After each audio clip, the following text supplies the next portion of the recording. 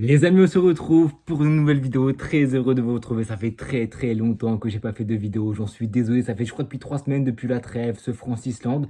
Je reviens tout droit pour vous reparler des débriefs, des matchs du Real Madrid, de l'actu Real Madrid. Petite absence de 3 semaines, des choses imprévues qui se sont passées, mais on est de retour pour reparler du football, pour reparler du Real Madrid et pour tracer jusqu'à la fin de la saison, direction Coupe du Monde.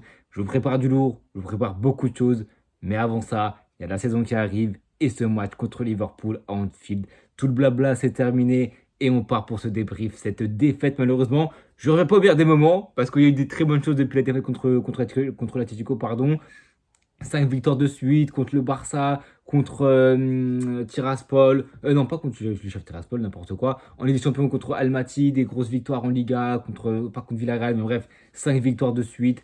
De très très bonnes choses sous Chabi. Quelques vidéos sur TikTok qui sont sorties, donc pour ceux qui le veulent, allez dans la description. On est 6200, donc n'hésitez pas à vous abonner dans la description pour le TikTok et sur la chaîne YouTube évidemment aussi. Mais c'est clair que là, je reviens pour la deuxième défaite de la saison contre Liverpool à Anfield malheureusement. Alors c'est pas je vais pas pour la meilleure des choses, mais on est là dans les défaites comme dans la victoire et c'est clair que ce match-là, cette défaite, elle est plutôt méritée. C'est une deuxième défaite qui honnêtement, si la défaite contre Atlético Madrid nous a fait du bien, je trouve, dans la mentalité, dans les efforts qu'on doit fournir dans le match, j'espère que cette défaite, justement, ne cassera pas cette dynamique parce on aborde une partie de saison hyper compliquée, un mois de novembre qui a commencé contre Liverpool, même contre Valence, si je ne me trompe pas, où on affronte des équipes toutes à l'extérieur. C'est la trêve qui intervient entre ces matchs-là, mais on va affronter que des équipes à l'extérieur. L'Olympiakos, le Rayo si je ne me trompe pas, Elche si je ne me trompe pas non plus, Gérone si je ne me trompe pas, dans les 5-6 matchs du mois. Donc c'est des matchs qui sont contre des adversaires qui peuvent être chiants, de bas de tableau. Un Rayo qui, même s'ils sont fait arrêter contre Villarreal, reste un adversaire redoutable, surtout dans leur stade. C'est très très compliqué. Ils ont fait des jeux le Barça cette saison. Donc c'est clair, ce sera des matchs qui ne seront pas faciles. Et j'espère que cette défaite contre Liverpool ne va pas commencer à instaurer du doute, sachant qu'en Liga, t'es premier, t'as 7 points d'avance sur Villarreal, 8 sur le Barça, donc c'est pas le moment de douter. Tu t'es fait avoir malheureusement par une équipe qui avait beaucoup de cohésion, même si c'est une équipe de Liverpool qui, eux, dans leur dynamique, c'était 7 défaites sur les 9 derniers matchs, si je ne me trompe pas. Donc c'est clair que la dynamique était différente, mais c'était un match que je pense ils avaient coché dans le calendrier. Ils nous attendaient au tournant parce que c'est un match qui pouvait leur permettre de se relancer. En LDC, c'est là où ils prennent le second souffle. En PL, c'est très compliqué, beaucoup de défaites. Mais en Ligue des Champions, il me semble que c'est le 12 sur 12 si je ne me trompe pas. Dernière victoire contre Francfort. Aujourd'hui, c'est contre nous, le 1-0. Et ça aurait pu être beaucoup, beaucoup, beaucoup, beaucoup, beaucoup plus salé l'addition côté Real Madrid. Parce que quand le meilleur joueur de son équipe, c'est Thibaut Courtois, c'est que le match du Real Madrid, ça a été un match qu'on a vu des centaines de fois face à une très, très grosse équipe comme Liverpool, une équipe qui nous réussissait plutôt bien, même si l'année dernière, ça s'est très mal passé. Ça s'est passé peut-être un peu mieux cette saison, mais ça n'empêche que ça reste une défaite qui, voilà, en Ligue des Champions, tu restes à 9 points sur 12, donc t'es pas non plus largué. On le voit la phase de Ligue. Tant que t'es dans la phase de Ligue, même si bon, cette année, être huitième, même dans le top 8, c'est quand même plus avantageux que l'année dernière. Donc il faut essayer de viser le plus haut, mais on sait qu'on a une équipe du Real Madrid qui, à l'heure actuelle, cette défaite de nous rappeler, voilà, c'est une piqûre de rappel pour nous dire qu'on est le Real Madrid, mais on est une équipe qui est en reconstruction avec un nouveau coach, des nouvelles bases qui doivent être imprimées, tout un système, toute une mentalité sous Carlo qui doit être oubliée. On le voit avec la gestion de Vinicius contre le Barça à la sortie, etc. Tout ce qui s'est passé autour. Xabi, il a réussi à trouver l'astuce. Quand il sort Vinicius, il faut trouver des compromis dans le football, dans la vie, il faut trouver des compromis. Vinicius n'a pas été content de sortir. Xabi, Carlo, tout le monde l'a dit, enfin en tout cas ils l'ont pas dit, mais Carlo l'a dit explicitement, c'est une erreur d'avoir fait ça côté Vinicius. La gestion de Xabi est à redire aussi, parce que pour l'instant, moi je suis toujours derrière ce coach, mais c'est clair que la gestion de le sortir à ce moment-là du Classico, c'est pas la bonne. Maintenant, c'est lui qui décide, c'est lui par contre, c'est lui le chef, si tu sors, point barre. Mais contre Valence, il fait sortir Vini et Kylian en même temps, comme ça pas d'histoire. Et aujourd'hui, encore plus simple, il ne fait pas sortir, tu es en difficulté, tu rentres Rodrigo, tu as une attaque à trois têtes, en tout cas un sorte de 4-4-2 avec Bellingham, avec Vinicius. Donc ouais, c'est clair que c'est très très très très très offensif et c'est pour ça que Courtois à la fin, il doit sortir quelques parades parce qu'on est très très offensif. Malheureusement, même avec Rodrigo, c'est moi qui suis peut-être pas un fervent supporter de Rodrigo, mais qui est quand même un supporter de Rodrigo contre le Barça. Et dans ce match-là, ses entrées, elles ont vraiment rien apporté. Alors, si je ne me trompe pas, les entrées contre le Barça, non, le Barça c'était à gauche, aujourd'hui c'est à droite, ces entrées. Les entrées n'étaient pas forcément très très très pertinentes. Et je pense que là, c'est plutôt collectivement qu'on s'est fait avoir offensivement, surtout en deuxième mi-temps, ou en première mi-temps, j'ai trouvé qu'on a eu de bonnes choses à la relance, on a bien géré le tempo, j'ai trouvé que on avait une très très belle assise, qu'on avait vraiment la main mise sur le jeu.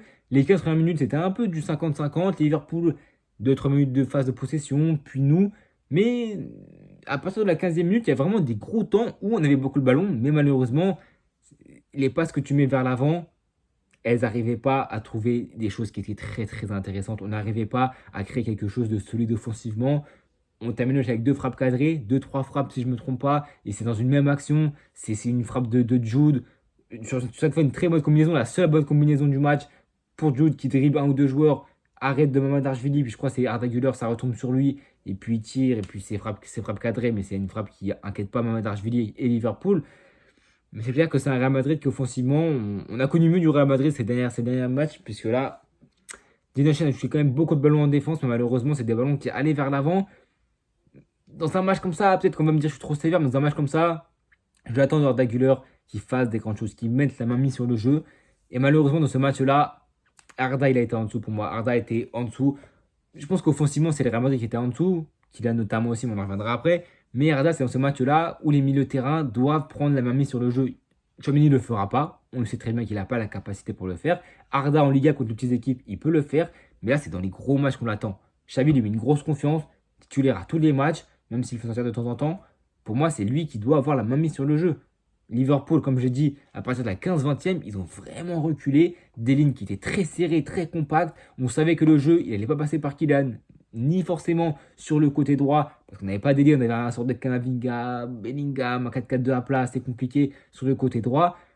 Donc, c'est un pari tactique que Xabi, je pense, a perdu sur ce match-là, parce qu'on voit qu'il y a des différentes configurations contre le Barça, avec cette même équipe-là, contre les gros matchs, pour vraiment solidifier le milieu de terrain et apporter des choses en contre. Dans une équipe un peu plus basse, on met Massantono pour apporter de la profondeur, de la vivacité et essayer de déséquilibrer le bloc adverse. Là, on a pris le parti peut-être, même si Massantono est blessé, et s'il aurait été disponible et qu'il aurait été titulaire, ça c'est une question qu'on aurait pu se poser, parce que ça a aussi peut-être bousculé les plans de Xabi. Il avait déjà testé cette configuration contre le Barça, c'est pour ça que c'est pas non plus une surprise de voir ce 11-là, mais sans Massantono, on peut se dire que oui, ses plans ont peut-être été un petit peu chamboulés, absence de dernière minute en plus, donc c'est clair que ça a dû influer sur la tactique qu'il a voulu mettre en place aujourd'hui, parce qu'on a vu que sur le côté gauche, Vinicius, Bradley a fait un gros match. Honnêtement, il a été très bon. Bradley, c'est un défenseur que j'ai toujours bien apprécié. Je me suis dit qu'on traîne part, peut-être que c'est lui qui pourra avoir cette place de titulaire. L'année dernière, il a quand même joué 20 matchs en PL ou 19 si je ne me trompe pas. Il a joué beaucoup de matchs. Ils ont pris Frimpong, mais un mec qui s'est quand même beaucoup blessé cette saison. Moi, Bradley, c'est un latéral que j'adore énormément. L'année dernière, il a fait aussi beaucoup de mal, mais c'est un homme des grands rendez-vous. Et en plus, là, il est jeune. C'est quand même un défenseur que j'aimerais beaucoup voir dans cette équipe de Liverpool-là, qui est très très fort défensivement, mais qui est aussi offensivement apporte quelque chose que, voilà, Frimpong apporte aussi beaucoup plus offensivement. Mais c'est clair que c'est un mec qui a quand même beaucoup de fiabilité. Et on l'a montré aujourd'hui. Vinicius, alors, il est passé quelques fois. Vinicius, honnêtement, je trouve pas qu'il ait fait un immonde match. En première mi-temps, je trouve que le Real Madrid fait un bon match. On va dire les termes. Je trouve que le Real fait un bon match dans la gestion. Très peu d'occasions subies. Peut-être Courtois, comme je l'ai dit, qui fait des énormes parades. Et c'est pour ça qu'il est intouchable, qu'il a le totem d'immunité, qu'on ne peut rien lui dire, qu'il peut faire des erreurs. Je m'en fous. Il fait des boulettes, je m'en fous. Il en fait rarement en plus. Mais c'est un gardien. 8 ans qu'il est au club, 33 ans quand il va prendre sa retraite, quand il va quitter le club.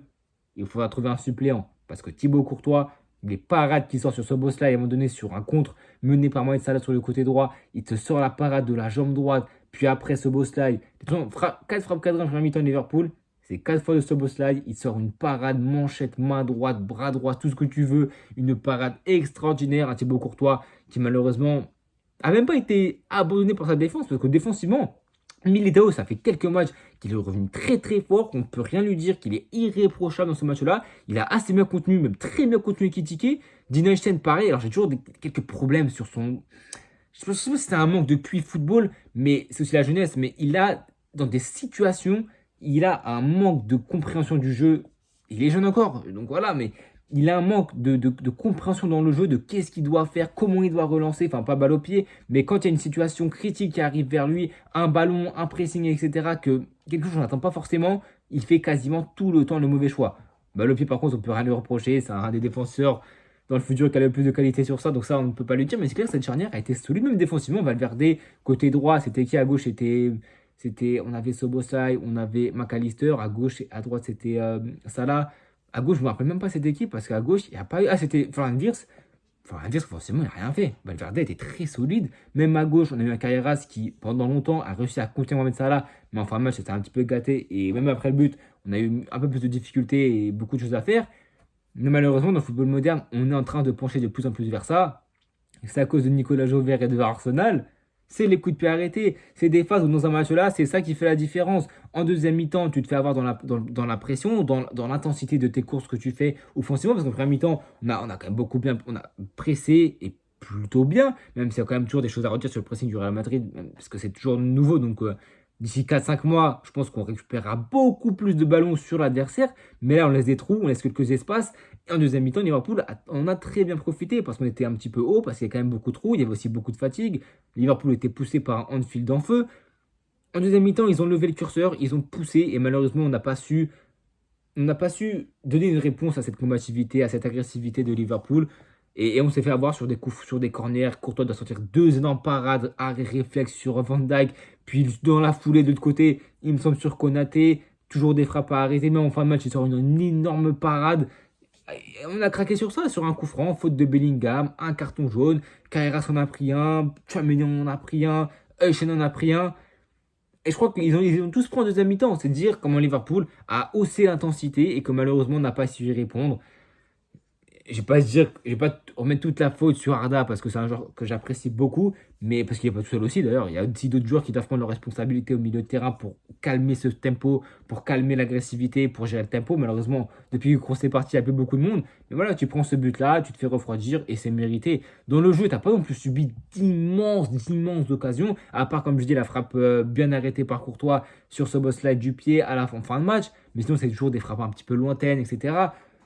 Mais Liverpool a ce que tu n'as pas eu. Ils ont été très bons offensivement. Ils se sont procuré beaucoup d'occasions.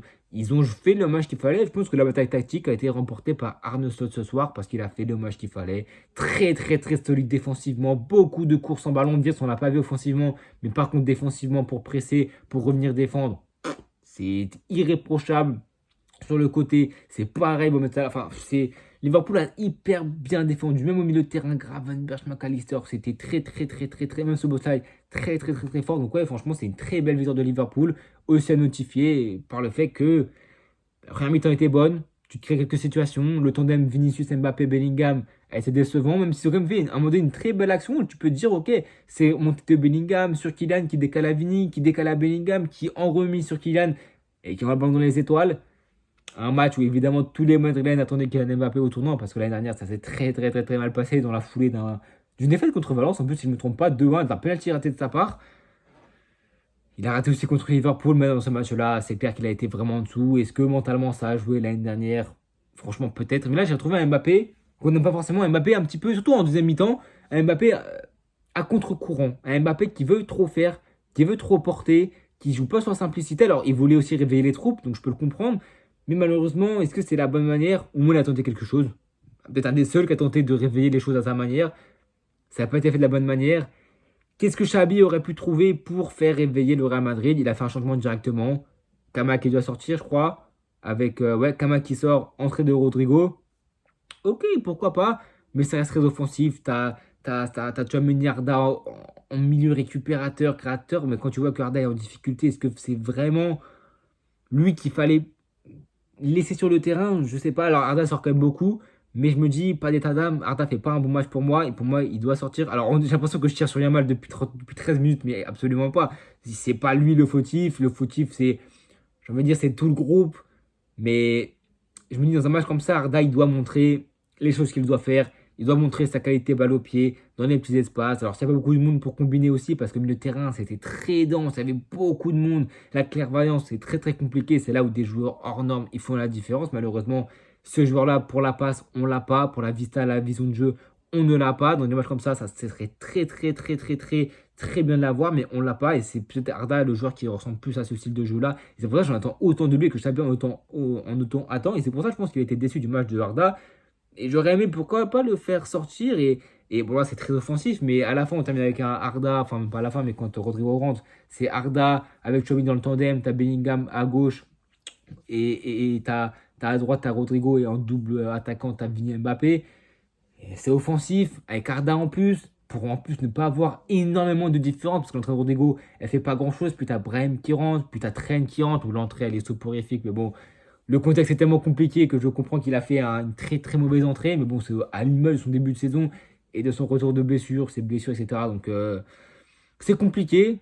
C'est un match où tu mérites de perdre, un match où Courtois a fait un excellent match. Et au-delà du match de Liverpool, pour moi, ça doit être lui l'homme du match. Je ne sais pas c'est qui l'a été, mais pour moi, je pense que ça devrait être lui qui est le trophée d'homme du match, parce qu'il a fait vraiment un excellent match côté Real Madrid. En tout cas, je pense avoir tout dit dans ce débrief. N'hésitez pas à vous abonner, à liker, à partager. Nous on se retrouve très bientôt, dès ce week-end. Je crois que le Real se déplace sur la pelouse de Elche, si je ne me trompe pas, ou en tout cas sur une des pelouses d'Europe. Nous on se retrouve sûrement demain pour un débrief de Barça en Ligue des Champions. Je ne sais plus contre qui il joue, mais avec le Barça actuel, on sait qu'il peut y avoir une défaite. Et nous, les fans madrilènes, on va évidemment regarder ce match avec notre plus grande attention. En tout cas, les amis, n'hésitez pas à vous abonner, à liker, à partager et à bientôt tout le monde.